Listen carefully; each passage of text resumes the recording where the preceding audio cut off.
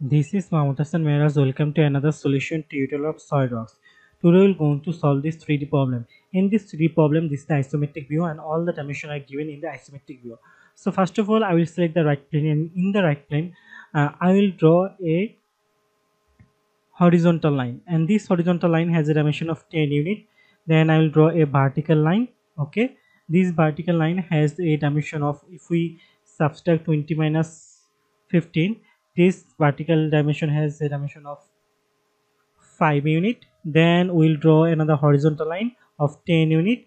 Then we'll draw a vertical line of 20 unit. Okay, then we'll draw another horizontal line, and this horizontal line has a dimension of 30 unit. Then we'll draw a vertical line, and this vertical line has a dimension of 40 minus 10 unit, so it will be 30 unit. Then we'll draw another horizontal line, so this horizontal line has a dimension of 40 minus 30, so it will be 10 unit. Then we'll draw another vertical line of 10 unit. Then we'll draw a line up to this line. Okay, it is as total dimension is 40 unit, so 40 minus 10 minus 10, so this dimension will be 20 unit. Then we'll close the shape. After that, we'll extrude boss it to in this direction, and we'll extrude boss it to 40 unit. Okay, so let's go back to our uh, SolidWorks. So I'm selecting the right plane from here. Now right click on it. Now sketch, then normal to it. Now select the line tool from here and draw a line. And this line has a dimension of, horizontal line has a dimension of 10 unit. Okay, let me zoom it. Okay, now draw a vertical line, and this vertical line has a dimension of 20 minus 15 unit, so it will be 5 unit. Then draw another horizontal line of 10 unit. Okay, then a vertical line, and this vertical line has a dimension of 20 unit. Then another horizontal line, and this horizontal line has a dimension of 30 unit. Okay, then we're going to draw a vertical line, and this vertical line has the dimension of 40 minus 10 unit, so 30 unit. Okay, then we'll draw another horizontal line, and this horizontal line has a dimension of 40 minus 30, so 10 unit. Now it's our vertical line of 10 unit.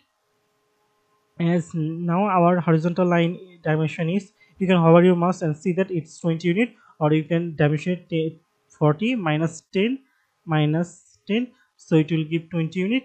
Now you can close the shape. Okay, so we have drawn our sketch. Now it's time for extrude boss. Now isometric it for a better view. Now go to features, and now extrude boss. We're going to extrude boss it to 40 unit. Okay, we're going to extrude boss it to 40 unit. You can do it both direction, orientation, you can do mid plane as you want. Now press OK. Then if we go back to our sketch, we can see we have a triangular cut. Okay, and for doing this triangular cut, we're going to first draw an incline line. Okay, and from this incline line, from this point to this point, I will dimension it to 15 unit. Okay, and from this upper point to here, I'll dimension to 10 unit. Okay, then I will going to close the shape. After that, I will going to extrude cut it to this way. So I am selecting the front, I'm selecting the right plane from here. Now right click on it. Now sketch it and normal to it.